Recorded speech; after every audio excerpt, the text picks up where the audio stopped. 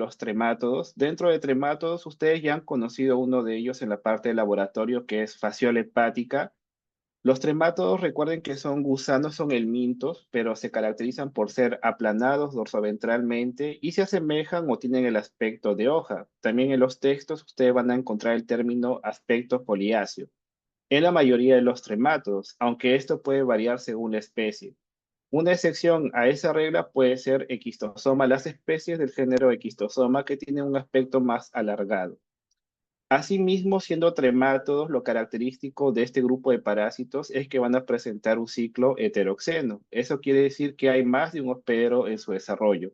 Un hospedero intermediario puede ser único o más de un hospedero intermediario, y también la participación del hospedero definitivo, siendo el hospedero definitivo el que va a albergar los estadios adultos, y en el ser humano, al menos por los parásitos que van a conocer el día de hoy, sea en Fasciola o Paragonimus, el ser humano va a actuar como hospedero definitivo del tipo accidental, ya que en el caso de Fasciola y Paragonimus son parásitos propios de animales y nosotros de forma accidental podríamos vernos afectados por dichos parásitos.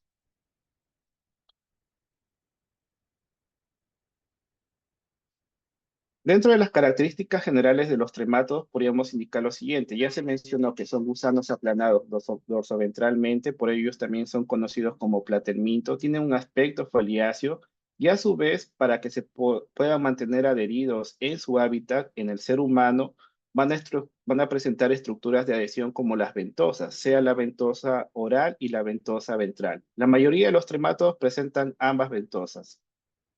En la parte digestiva, ellos tienen un sistema digestivo del tipo incompleto. Tienen un orificio de entrada que justamente está rodeada por la ventosa oral, pero no hay un punto de excreción o de contacto con el medio externo, un poro excretor.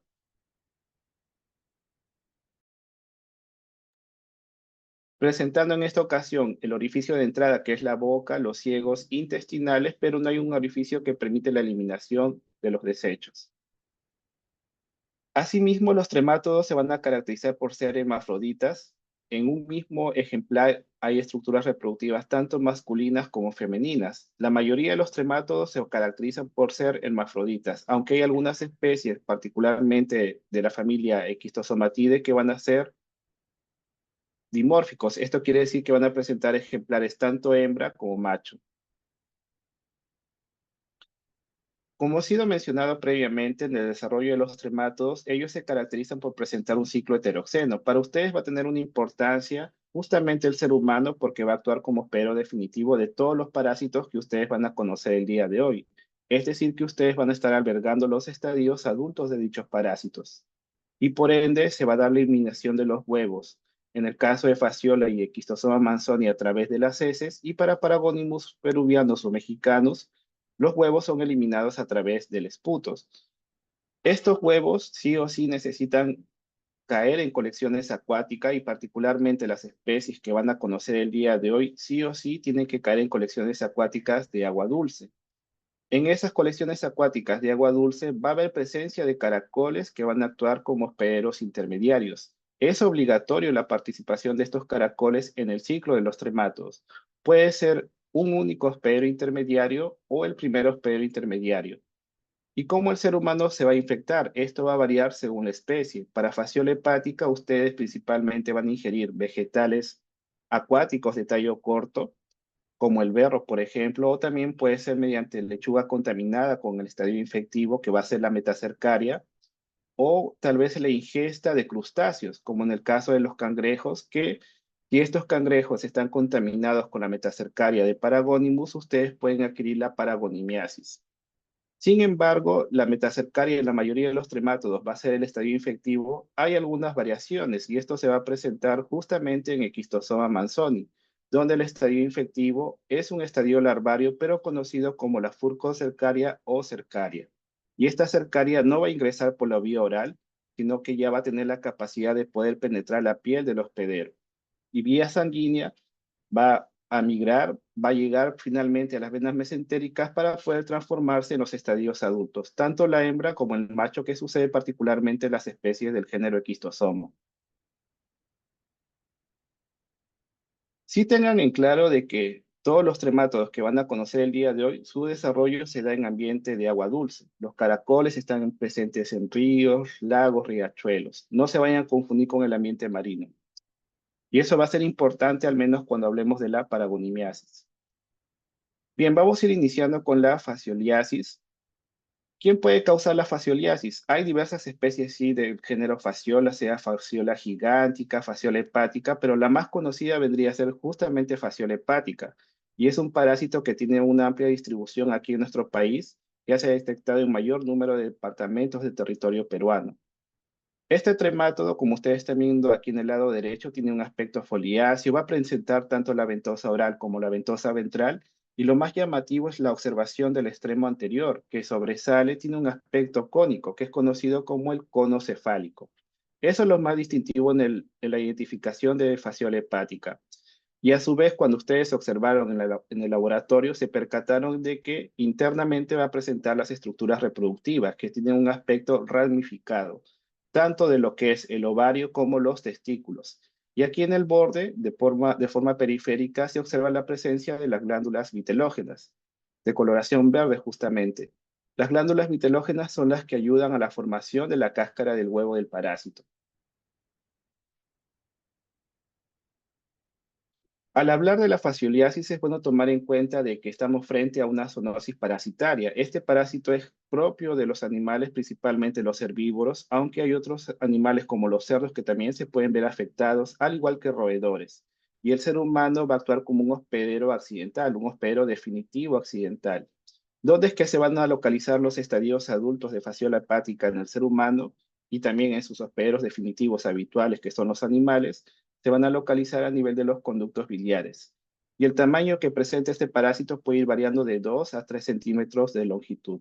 Aunque también se ha visto algunas excepciones, como ven aquí en esta imagen que se está señalando con el puntero, ejemplares que pueden llegar a medir más de 3 centímetros, de 4 o 5 centímetros de longitud.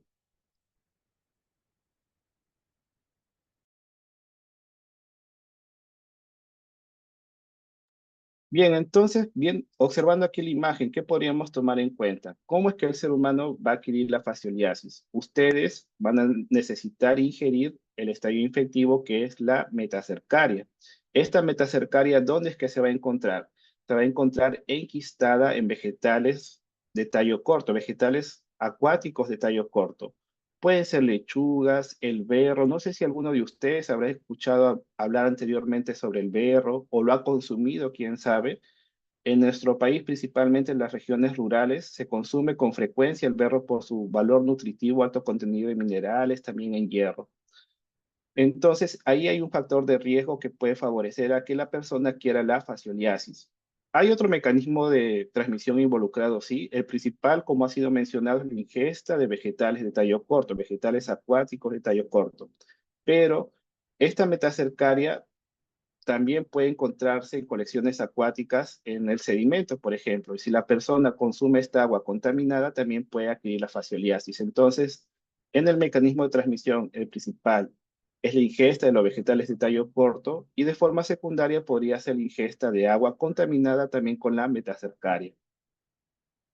El ser humano, una vez que ingiere esta metacercaria se caracteriza por presentar una pared quística, como están viendo aquí la imagen. Ven una cubierta que protege al parásito. Esta metacercaria en el tejido vegetal está bien sumergida, ha penetrado mucho el tejido vegetal y es bien complicado eliminar mediante lavado el parásito. No es suficiente lavar los vegetales para poder eliminar la metacercaria. Lo que se recomienda mayormente es la cocción de los vegetales, el consumo de ensaladas cocidas. Una vez que ustedes han ingerido esta metacercaria de forma accidental, pierde su cubierta pasando por el estómago bajo la acción de los jugos gástricos.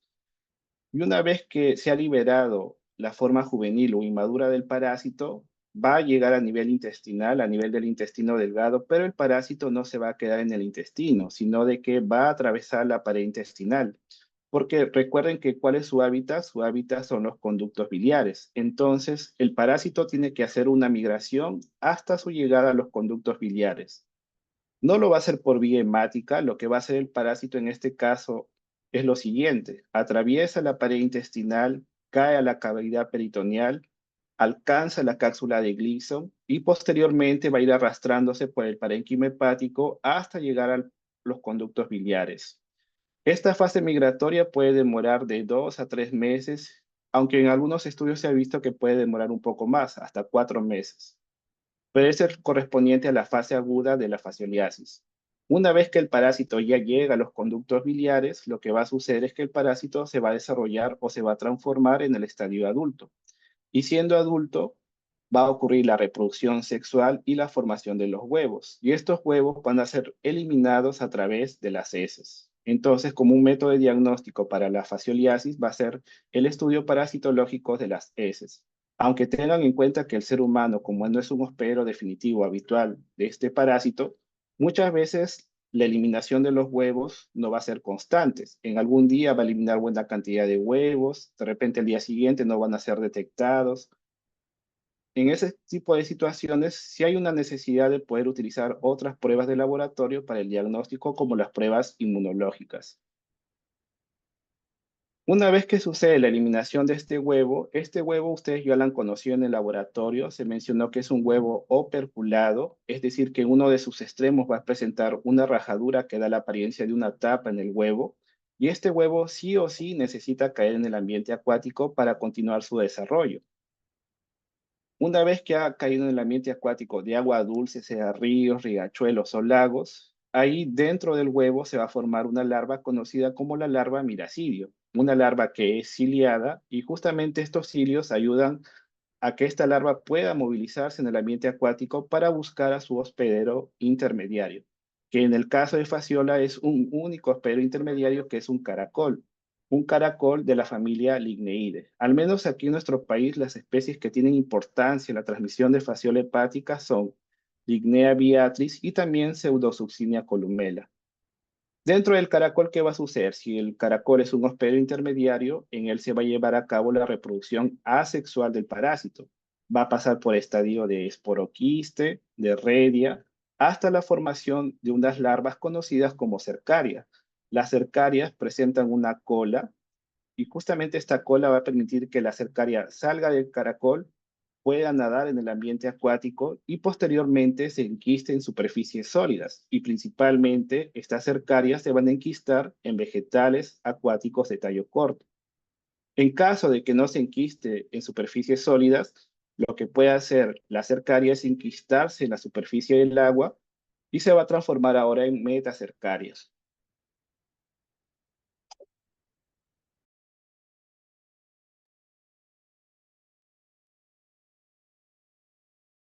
Como se indicó previamente, hay algunos factores de riesgo y principalmente aquí en nuestro país podríamos destacar el consumo del berro, una hortaliza que tiene un alto valor nutritivo por el contenido de vitaminas y también de minerales. Y en las zonas rurales de nuestro territorio justamente son frecuentemente consumidas. Solo que el factor de riesgo, como ustedes están observando aquí en la imagen, esta hortaliza donde crece en ambientes acuáticos, riachuelos, que pueden estar contaminados con los caracoles que están eliminando cercarias y estas cercarias se van a enquistar justamente en el berro y posteriormente la persona, si los consume, puede adquirir la fascioliasis.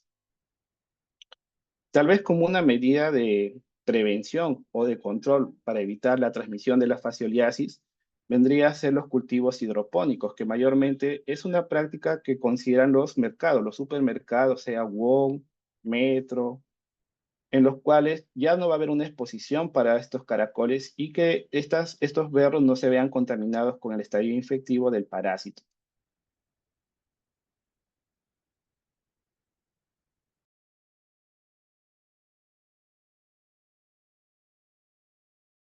Otros factores de riesgo, como ustedes están viendo aquí en la imagen, un fragmento de lechuga en donde ya está adherido justamente el caracol. Este caracol puede estar eliminando la cercaria, que posteriormente la cercaria se enquista en el tejido vegetal y nosotros nos vamos a ver expuestos al parásito. También se ha visto que han detectado la presencia de metacercarias de fasciola hepática en la alfalfa y el factor de riesgo aquí en nuestro país por costumbre, ¿no? Que a veces ustedes pueden tomar su emoliente durante la noche o en la mañana y le piden al casero que le agregue el extracto de alfalfa y puede estar contaminada con las metacercarias de este parásito. Y en los últimos años, principalmente en zonas endémicas, se ha venido estudiando de cómo las personas están adquiriendo la fascioliasis o por qué hay unas altas prevalencias en regiones endémicas. Según lo que se ha podido ver es que en estas áreas podría estar sucediendo lo siguiente, o las personas están adquiriendo la fascioliasis por el consumo de agua contaminadas con las metacercarias de este parásito, o también por la costumbre del consumo de el chocho o el tarwi. Lo que sucede con el consumo del chocho tarwi es que lo recomendable es dejar sumergido el chocho en agua por días para que pueda eliminar el sabor desagradable que presenta al inicio. Entonces lo dejan sumergido en el agua varios días, pero tal vez ustedes que están en una zona urbana lo pueden dejar remojando en un recipiente, en un balde, en un pocillo. Pero en zonas rurales, las personas lo que hacen es dejar sumergido el chocho en riachuelos, y esto es una exposición frente a los caracoles que transmiten fasciola hepática. E inclusive el año pasado que yo logré viajar a Cajamarca, hay un especialista que está trabajando con fasciola hepática justamente, y él me mostró una foto que habían detectado personas que dejaban sumergidas el chocho justamente en un riachuelo, y en esta área habían detectado justamente la presencia de los caracoles que transmiten fasciola hepática.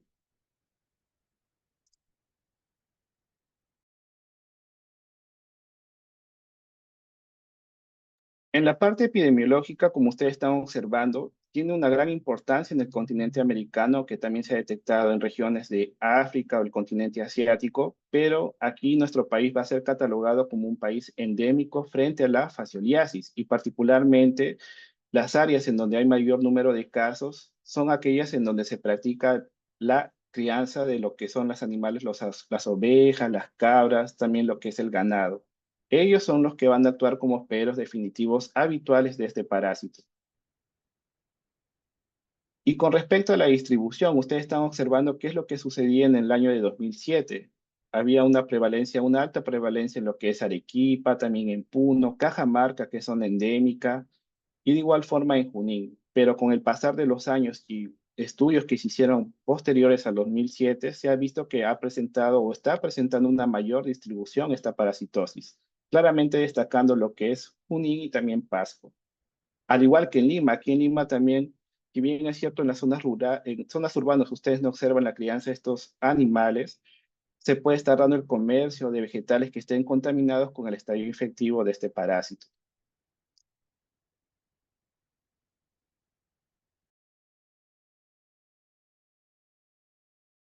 Bien, ¿qué es lo que va a suceder en la infección parasitaria en sí? Tengan en cuenta que van a existir dos fases, la fase aguda, fase invasiva o migratoria del parásito, y la fase crónica. En la fase aguda o invasiva, inicia desde la ingesta de la metacercaria. Esta metacercaria pasa por el estómago, pierde su cubierta, se libera el estadio inmaduro juvenil del parásito, pero recuerden que el parásito no se queda a nivel del intestino. Necesita atravesar la pared intestinal, caer a la cavidad peritoneal, alcanzar la cápsula de Gleason, y posteriormente se va a ir arrastrando por el parénquima hepático hasta llegar a los conductos biliares. Pero aquí va a haber un detalle de que este parásito, siendo un estadio juvenil o inmaduro, va a presentar en su tegumento, en su superficie, microespinas. Entonces, conforme se va a ir arrastrando por el parénquima hepático, va a dejar puntos hemorrágicos, y a su vez este parásito necesita alimentarse. Va a ir secretando enzimas, proteasas, catepsinas, y a su vez se va a ir alimentando de células hepáticas y también de la sangre del hospedero. Y conforme avance va a dejar un rastro de tejido fibroso. Entonces, en esta oportunidad, hablando de la fase aguda o invasiva, el parásito va a ir dejando puntos hemorrágicos, lesiones a nivel de los vasos sanguíneos intrahepáticos, lo cual podría desencadenar una necrosis parcial o total de los lóbulos hepáticos, dependiendo de la cantidad de estadios inmaduros que están migrando a nivel del parénquima hepático. Ya después de 2 o 3 meses es que el parásito alcanza los conductos biliares y se transforma en el estadio adulto. En fase invasiva o aguda, recuerden que el parásito está migrando. No hay forma de que ustedes puedan detectar los huevos de este parásito mediante un estudio parasitológico de las heces. En caso de que sospechen de que el paciente tiene una fascioliasis en fase aguda, un método de diagnóstico importante y tal vez el único que podrían considerar sería la detección de anticuerpos que se han generado frente al parásito. Al menos después de 2 o 4 semanas de exposición a la metacercaria después de haberla ingerida, ustedes ya pueden presentar anticuerpos en la sangre.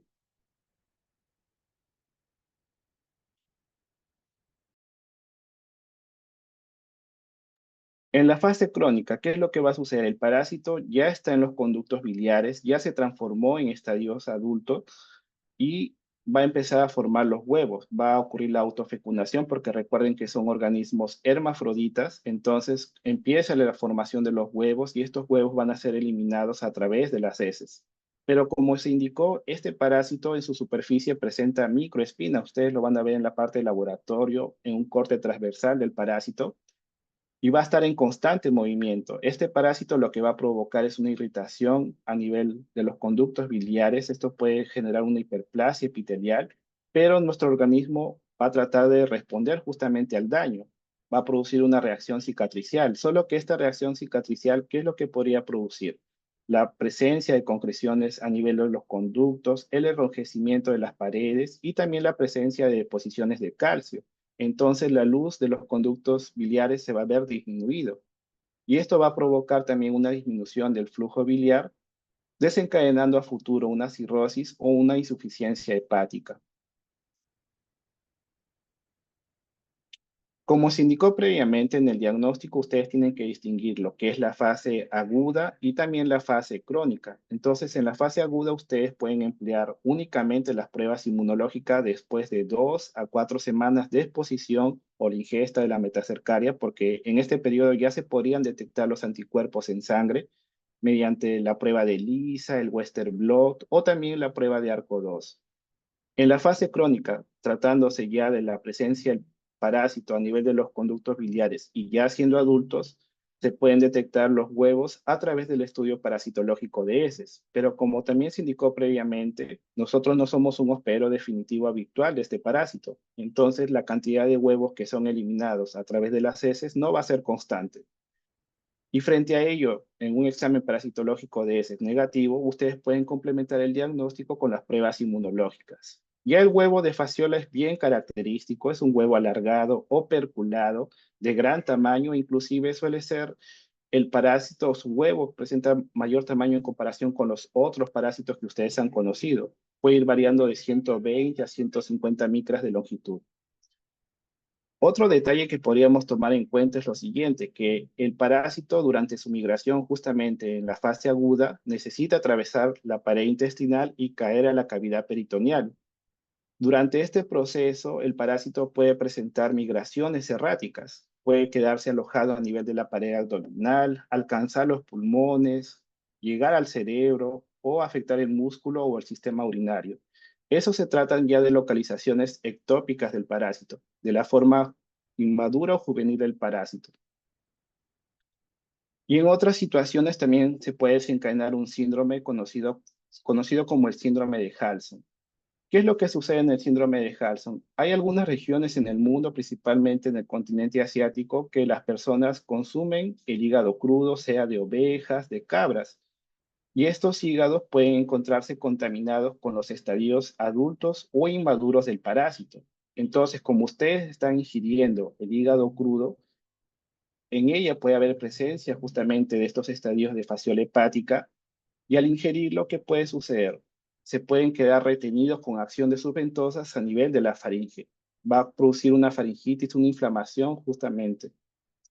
Y eso es conocido como el síndrome de Halson. Entonces, en el síndrome de Halson, el parásito no va a estar o no va a migrar a los conductos biliares, sino de que se va a quedar a nivel de la faringe produciendo una irritación. Con respecto al tratamiento, lo que se tiene de conocimiento, inclusive que es establecido aquí en nuestro país, el tratamiento de elección va a ser el uso del triclavendazol, que justamente va a buscar destruir la superficie del parásito y también exponer proteínas para que puedan ser también destruidas por la respuesta inmunológica. Bien, ahora vamos a pasar a la paragonimiasis. En esta oportunidad, cuando hablamos de la paragonimiasis, no es una única especie la que va a tener importancia alrededor del mundo. Se han descrito diversas especies, sea en el continente africano, en Asia, Pero en el continente americano lo que va a suceder es que hay una especie de gran importancia que va a ser Paragonimus mexicanus, que inclusive tiene una amplia distribución. Ya por su nombre ustedes van a decir que ha sido descrito claramente en México, pero ha sido detectado en otros países de Centroamérica, también en Colombia, Ecuador, en Perú y Venezuela. En el laboratorio sí tengo un poco de cuidado porque la lámina, si bien es cierto, dice Paragonimus peruvianus, hoy en día se prefiere catalogarlo como Paragonimus mexicanus porque no se tiene del todo claro aquí en Perú si realmente es una única especie la que es transmitida. Hay una necesidad de utilizar las pruebas moleculares para poder definir si realmente existe Paragonimus mexicanus como tal en nuestro país o puede haber más de una especie. Pero por el momento ustedes quédense con el nombre de Paragonimus mexicanus, que es un sinónimo de Paragonimus peruvianus. Otro detalle con respecto a la paragonimiasis es que es una zoonosis parasitaria. Entonces, este parásito es propio de animales silvestres como la zarigüeya, algunos felinos también, que van a actuar como hospederos definitivos habituales, y nosotros vamos a hacer un hospedero definitivo del tipo accidental. Dentro de las características importantes de este parásito, uno de ellos va a ser su localización, el hábitat en donde se van a encontrar los estadios adultos de este parásito. Y justamente se van a localizar a nivel pulmonar. Van a ir formando unas cápsulas fibrosas en el parénquima pulmonar. Viendo la característica morfológica, tiene un aspecto ovalado, casi esferoidal, y si se recuperan en fresco estos estadios adultos, pueden presentar una coloración café rojizo. Al igual que en fasciola hepática, si nosotros hacemos la observación del tegumento de este parásito, se puede evidenciar la presencia de microespinas, que también van a ayudar en el daño que podría desencadenar en el hospedero definitivo. Ya su tamaño puede ir variando de 1 a 2 centímetros de longitud. Y con respecto a la presencia de este parásito en nuestro país, principalmente Cajamarca era catalogada como la zona endémica para esta parasitosis, pero con el pasar de los años, el número de casos ha disminuido drásticamente. Posiblemente, según lo que indican los investigadores, es que en Cajamarca se practica la minería y los desechos donde son eliminados en los ríos, riachuelos.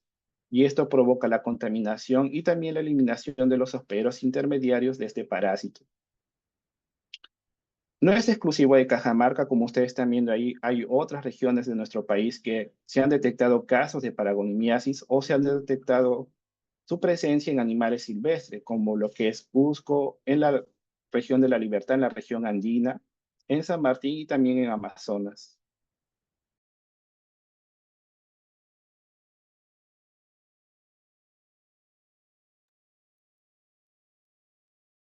En el ciclo biológico, ¿qué es lo que va a suceder? Ustedes, ¿cómo es que se van a infectar con Paragonimus mexicanos? Como están viendo en la imagen, ustedes necesitan ingerir un cangrejo, un crustáceo.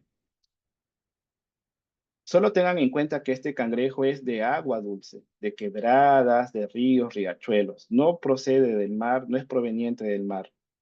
En estos cangrejos va a estar presente el estadio infectivo que es la metacercaria. Esta metacercaria se localiza en el sistema digestivo justamente del crustáceo, aunque también se puede encontrar en el tejido blando, que es lo que consume la persona, sea en un caldo o en un ceviche. Pero sí que quede claro que estos cangrejos provienen de colecciones acuáticas de agua dulce. Una vez que ustedes han ingerido la metacercaria, va a ir pasando por el estómago, aunque este parásito en sí, Paragonimus mexicanus, no presenta una cubierta, va a pasar por el estómago, llega al intestino, pero no se va a quedar a nivel intestinal, porque recuerden cuál es el hábitat del parásito, va a ser el parénquima pulmonar. Entonces, este parásito también necesita hacer una migración. ¿Y qué es lo que va a hacer? Atravesar pared intestinal, caer a la cavidad peritoneal, pero posterior a ello necesita también atravesar el diafragma, alcanzar la cavidad pleural y por último instalarse en el parénquima pulmonar. Esta fase migratoria también su tiempo estimado de variación puede ser de casi 3 meses.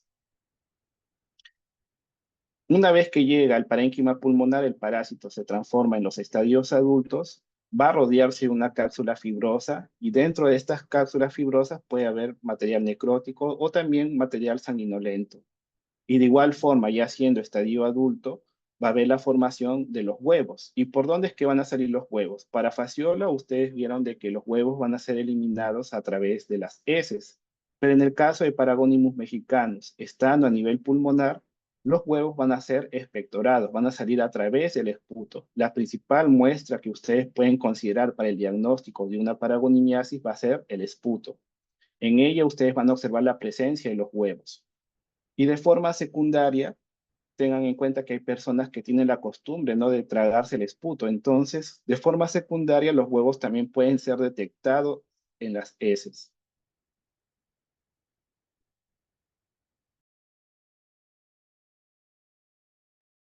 Una vez que el huevo es eliminado, también sí o sí necesita caer en una colección acuática. Este huevo también es operculado, solo que es de menor tamaño cuando comparado con fasciola hepática. Puede llegar a medir unos 60, 70 micras de longitud. Y en el agua se va a desarrollar una larva que es la larva miracidio. Este miracidio justamente es el que va a buscar el caracol, y al menos en el caso de Paragonimus mexicanus, el caracol pertenece a la familia Hydrobidae y la especie que ustedes van a conocer en el laboratorio corresponde al género Aroapyrgus. En el caracol, este parásito se va a desarrollar en otros estadios larvarios como el esporoquiste, la revia y la cercaria. Viendo la imagen, ustedes se percatarán de que no hay un único hospedero intermediario. El caracol va a ser el primer hospedero intermediario, pero el segundo va a ser el crustáceo. La cercaria que sale del caracol necesita así ingresar justamente en el cangrejo para poder transformarse en la metacercaria, que es el estadio infectivo.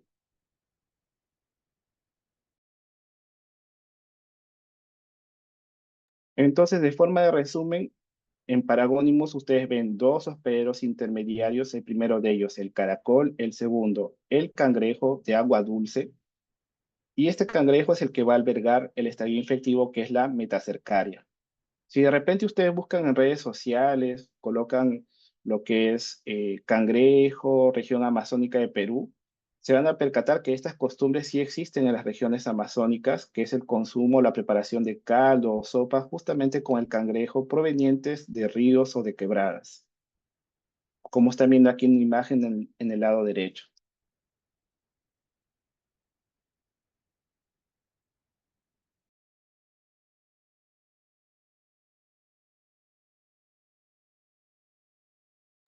Como se indicó previamente, tengan en cuenta que ustedes para infectarse van a necesitar ingerir la metacercaria, que es el estadio infectivo. Pero esta metacercaria, como se está representando aquí en la imagen del lado derecho, pasa por el estómago, llega al intestino delgado, pero no se queda en el intestino delgado, sino de que necesita atravesar la pared intestinal, caer a la cavidad peritoneal. Hay algunos trabajos experimentales en donde se ha visto que la metacercaria o la forma juvenil del parásito ya en sí puede quedarse en un estado de latencia a nivel de la región muscular del abdomen para posteriormente continuar su migración por el diafragma y luego alcanzar el parénquima pulmonar.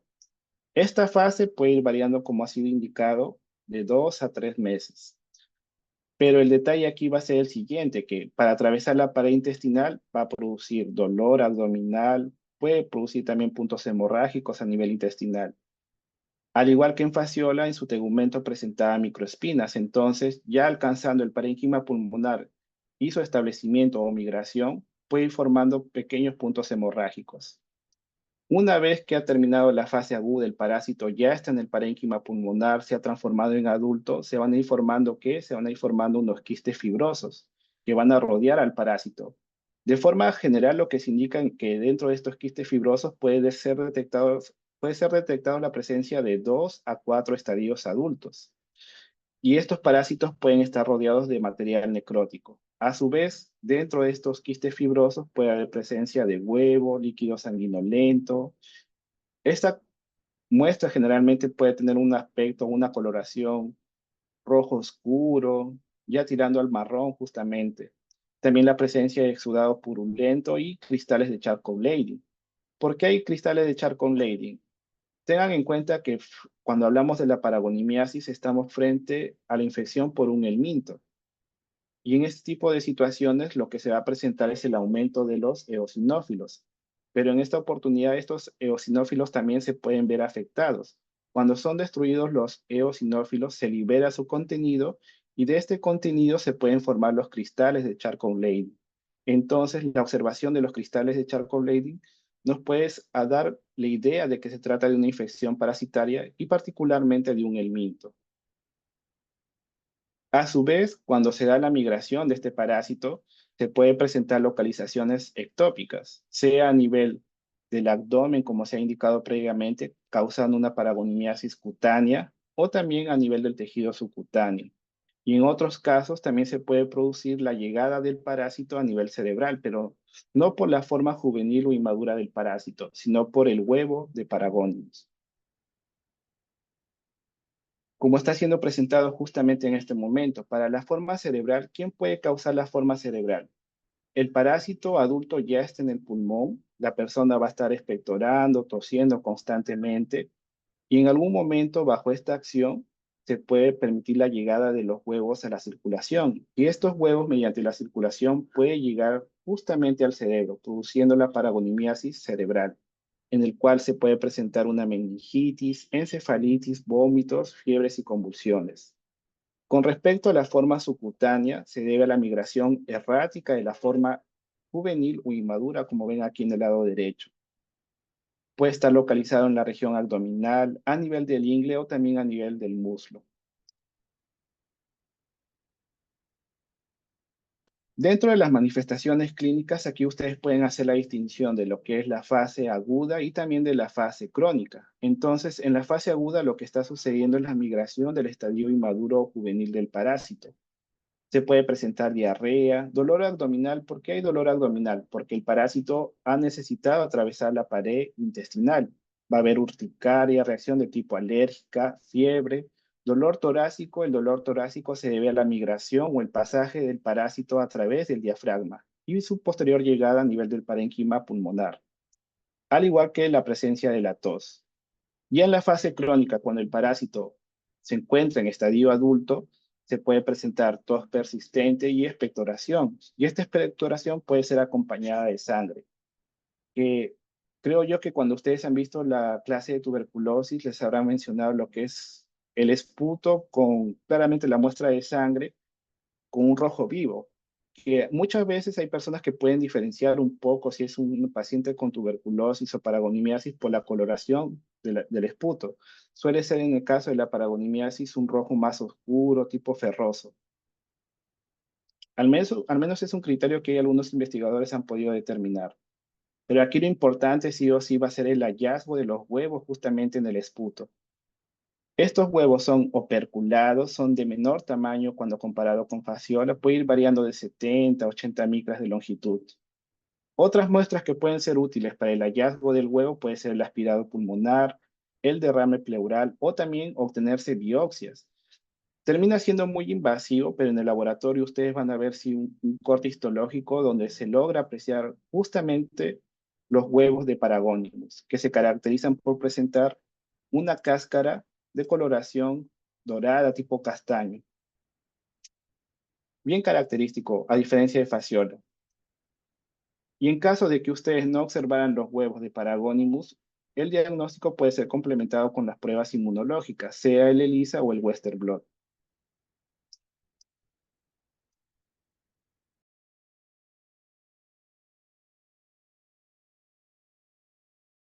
Bien, a continuación he colocado un trabajo de investigación que fue publicado, si no mal recuerdo, el año de 2023, 2024. ¿Qué es lo que había sucedido? Tomando en cuenta que Paragonimus es un parásito pulmonar, muchas veces la presentación de tos, expectoración se puede confundir con otros agentes infecciosos, lo cual no está mal, ¿no? Porque al final ustedes tienen que hacer un diagnóstico diferencial, hacer una lista de los posibles agentes infecciosos que están afectando a la persona. Pueden considerar claramente la tuberculosis, que es una infección bacteriana de amplia distribución en nuestro país. Entonces, en ese trabajo de investigación, ¿qué es lo que habían detectado? Habían detectado a un individuo que presentaba 3 años, estaba con tos, expectoración y hemoptisis. Entonces, quiere decir que había sangre justamente en el esputo. Frente a ello, lo primero que van a considerar los médicos es lo siguiente, es que se puede tratar de un caso de tuberculosis, lo cual no está mal, no tienen que considerar ahí dentro de lo que es el diagnóstico diferencial. Pero el inconveniente aquí fue el siguiente, de que para que ustedes hagan el diagnóstico de la tuberculosis, tienen que utilizar lo que es la coloración ácido resistente, el Ciel-Nielsen. Pero cuando mandaron la muestra al laboratorio, el resultado fue negativo. Y a pesar de que fue negativo, los médicos iniciaron un tratamiento frente a la tuberculosis. ¿Y qué es lo que sucedió pasado 8 meses? Se percataron de que el paciente no presentaba una mejoría, seguía presentando tos, expectoración, el esputo con sangre. Y ahí es donde consideraron posiblemente que se trate de otro agente. A su vez, consideraron algunas informaciones que eran relevantes, ¿no? Antecedentes que podría presentar el paciente. Provenía de la región de San Martín. Él indicaba que había consumido cangrejos durante su estadía justamente en la región de San Martín, y esto es un factor de riesgo para la paragonimiasis. Entonces, recuperaron el esputo, hicieron un examen microscópico del esputo y terminaron encontrando los huevos de paragónimos, que es un huevo operculado. Ya para el tratamiento con el triclavendazol o praziquantel, el paciente presentó una mejoría.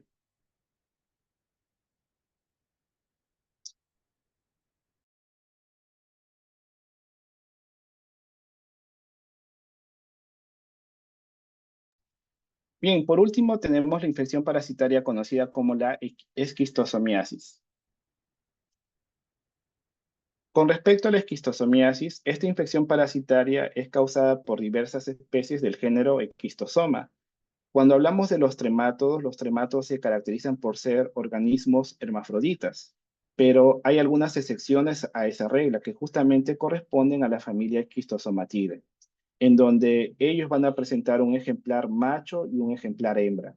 Como ven aquí en la imagen del costado, se ve la representación tanto de la hembra como del macho. La hembra es más alargada, delgada, y el macho es más robusto. Ambos van a presentar las ventosas, tanto la ventosa oral como la ventosa ventral. ¿Y por qué el macho es más robusto? Porque en la región ventral del macho se forma un canal conocido como el canal ginecóforo. Es ahí donde se va a insertar la hembra para que pueda ocurrir la cópula, y prácticamente los parásitos, una vez que se han unido, se van a quedar juntos de por vida hasta ser desintegrados por la respuesta inmunológica o llegar a un estado calcificado. Con respecto al tamaño, estos estadios adultos pueden ir variando su tamaño de 1 a 2 centímetros de longitud, siendo la hembra la más larga en esta oportunidad.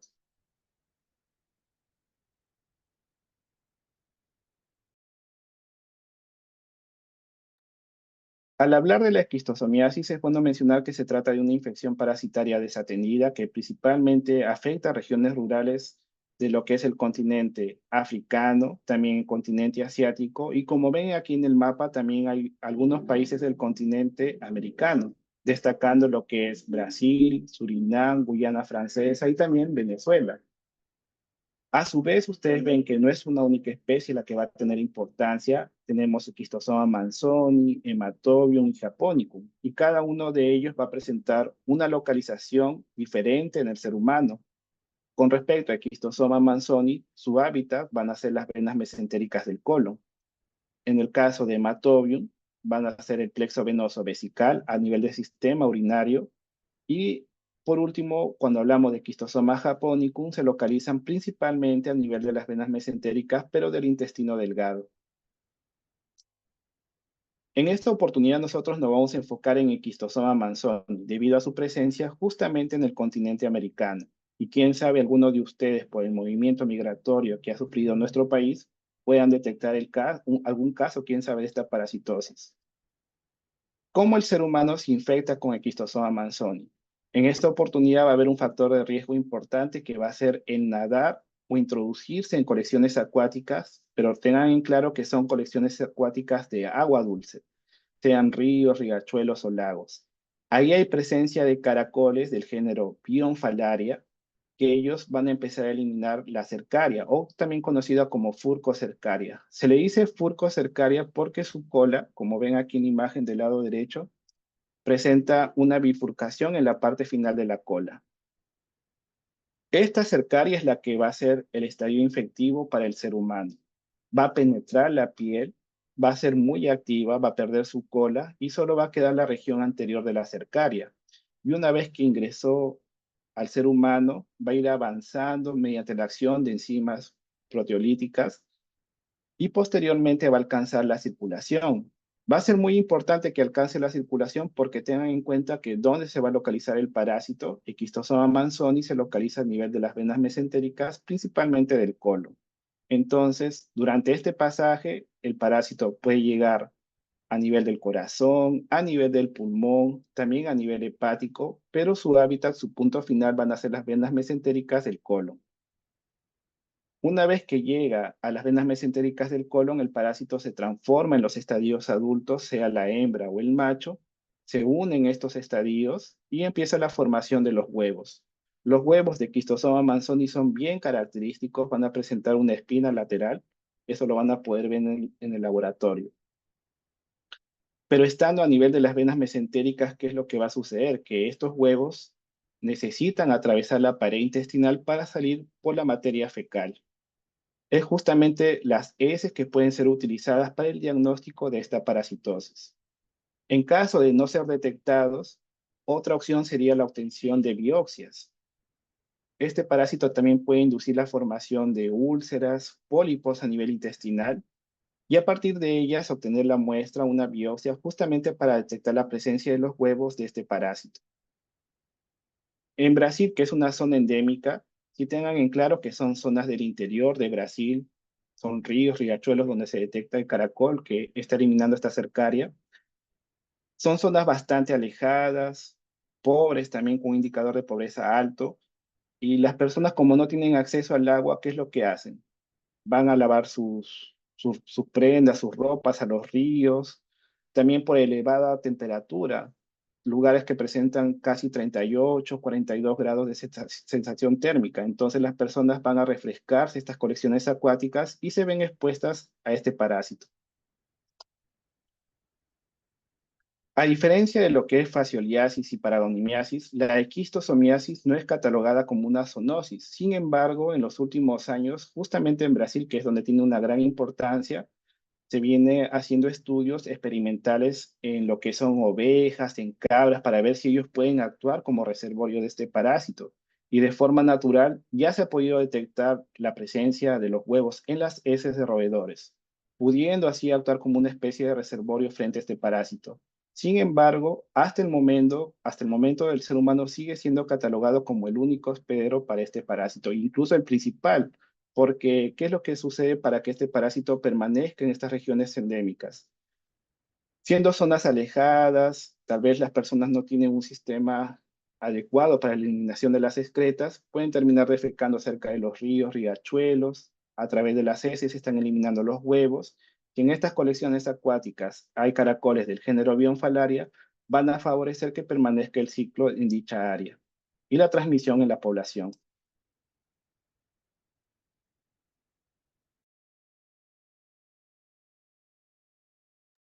Ya hablando sobre el daño que puede producir el Schistosoma manzoni, es bueno recordar cómo es que ha ingresado el parásito. El parásito ha ingresado por la piel, vía cutánea. Entonces, al ingresar por la piel, principalmente va a dar el contacto a nivel de los folículos pilosos. Eso va a permitir su ingreso justamente del parásito. Pero a su vez, debido a su ingreso por la piel, puede producir una dermatitis pruriginosa, que puede ser intensa en el caso de las reinfecciones. Ya hablando del daño a nivel interno, sea a nivel hepático, a nivel de las venas mesentéricas o también a nivel de la pared intestinal, esto va a ser provocado por los estadios adultos, pero ya muertos de este parásito, sea la hembra o el macho, pero principalmente van a ser desencadenadas por los huevos. Estos huevos de Schistosoma manzoni se encuentran parcialmente formados. Eso quiere decir que dentro del huevo ya se ha desarrollado una larva conocida como la larva miracidio. Y esta larva de miracidio está activa, es viable, está excretando y secretando proteínas, las cuales, ¿qué van a provocar? Van a provocar el reclutamiento de diversas células del sistema inmunológico, dentro de ellas los eosinófilos, macrófagos, neutrófilos y también las deposiciones de fibra de colágeno. Y todo ello va a permitir la formación de un granuloma alrededor del huevo, como están viendo representado aquí en la imagen. Estos granulomas principalmente van a ser formados por los huevos. Y ustedes ven ahí en el gráfico, ¿no? La representación de todas las células que han sido reclutadas debido justamente a las proteínas que está excretando el miracidio del parásito. Conforme va a ir sufriendo la acción del sistema inmunológico, sí se puede llegar a presentar la calcificación de estos granulomas. Pero a su vez, debido a que en caso hay una gran cantidad de huevos que necesitan atravesar la pared intestinal, se puede producir una fibrosis, la presencia de pólipos a nivel intestinal, y también tengan en cuenta que estos huevos, si bien es cierto, están a nivel de las venas mesentéricas, también pueden quedarse o formar granulomas a nivel hepático y pulmonar, pudiendo producir una fibrosis pulmonar o una cirrosis. Hay algunos estudios que indican lo siguiente, que para que el huevo salga por las heces, va a ser muy importante que el individuo presente una buena respuesta inmunológica. Justamente la formación de estos granulomas empuja un poco para que estos huevos puedan salir a través de las heces, porque mediante estudios experimentales en roedores que presentaban sistema inmunológico debilitado, se observó que los huevos se quedan retenidos a nivel de las venas mesentéricas, no logran salir a través de las heces. Entonces, va a ser muy importante la respuesta inmune para que los huevos salgan justamente a través de la materia fecal.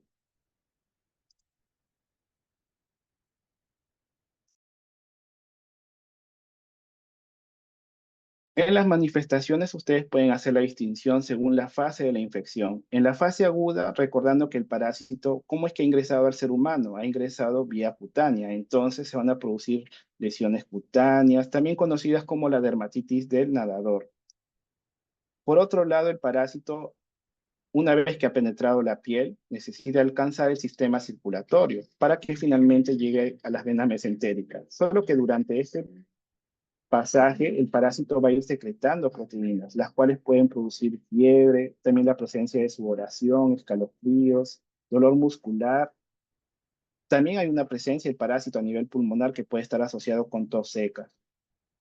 Y por último, también su llegada a nivel hepático, justamente desencadenando una hepatomegalia discreta, pero eso sería en la fase aguda. Ya en la fase crónica, siendo estadios adultos y la formación de los huevos y también la formación de los granulomas, sea a nivel de la pared intestinal, en el hígado, en el pulmón o a nivel de las venas mesentéricas, podría desencadenar en el paciente una hepatomegalia, esplenomegalia, se ve el abdomen totalmente voluminoso, como ven aquí en la imagen, al menos en regiones de Brasil, si ven este aspecto en el individuo, pueden sospechar sí de una esquistosomiasis, que es catalogada también como barriga de agua. Y debido al aumento de la presión a nivel portal, se puede producir la presencia de varices esofágicos y también de ascitis. En el diagnóstico, ya como ha sido indicado previamente, va a ser importante el examen parasitológico de heces. Lo más llamativo o incluso lo más importante para la identificación del huevo de Schistosoma manzoni va a ser la observación de la espina lateral, que lo diferencia de Fascioli y Paragonimus, que son huevos operculados. A su vez, también se indicó de que tal vez ustedes no encuentren el huevo en la materia fecal, podrían recurrir a las biopsias, tal vez de los pólipos que se han formado o tal vez por el daño a nivel hepático. Estas muestras pueden ser recolectadas y en ellas ustedes observarían la presencia de los granulomas que están siendo desencadenados por la presencia de los huevos de este parásito. Como un complemento y que inclusive termina siendo parte de estudios de vigilancia epidemiológica, se consideran las pruebas inmunológicas, como lo que es el ELISA y el Western blot. Y a su vez, en las muestras de heces se puede detectar los antígenos del parásito. Eso también ha sido desarrollado principalmente en áreas que son endémicas para esta parasitosis. Y con respecto al tratamiento, el uso o el tratamiento de elección viene a ser el praziquantel.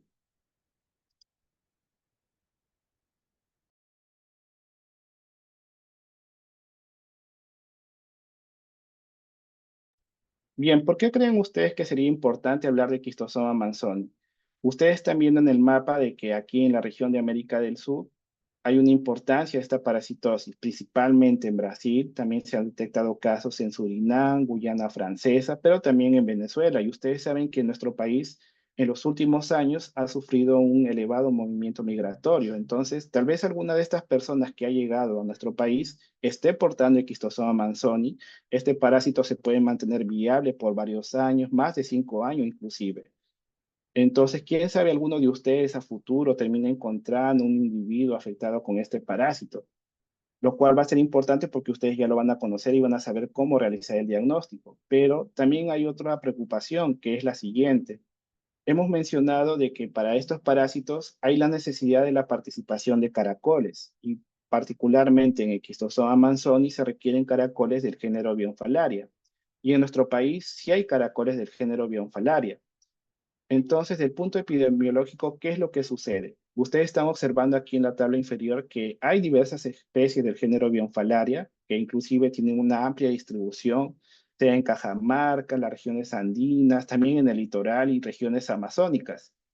Y hace algunos años, ya bastantes años realmente, en 1970, unos investigadores de Brasil vinieron aquí en nuestro país, encontraron ejemplares de Bionfalaria en la región amazónica y se lo llevaron a Brasil. Y ellos pensaron, ¿será que los ejemplares de Bionfalaria de Perú serán susceptibles a Schistosoma manzoni? Y de forma experimental, ellos sí pudieron completar el ciclo. Eso quiere decir que los caracoles que existen en nuestro territorio son susceptibles al miracidio de este parásito. Y hay un riesgo en el sentido de que en caso llegue una persona portando este parásito, esta persona defeca cerca de ríos, riachuelos, lagos, donde hay ejemplares de Bionfalaria, este parásito sí puede establecer su ciclo en nuestro territorio. Termina siendo preocupante, pero por el momento se mantiene de forma hipotética, que esperemos que no suceda a futuro. Pero sí tengan en cuenta que por el momento aquí en nuestro país no ha sido detectado ningún caso de esquistosomiasis. Muy bien, chicos, entonces no sé si tendrán alguna consulta, pueden aprovechar en este momento, todo tranquilo.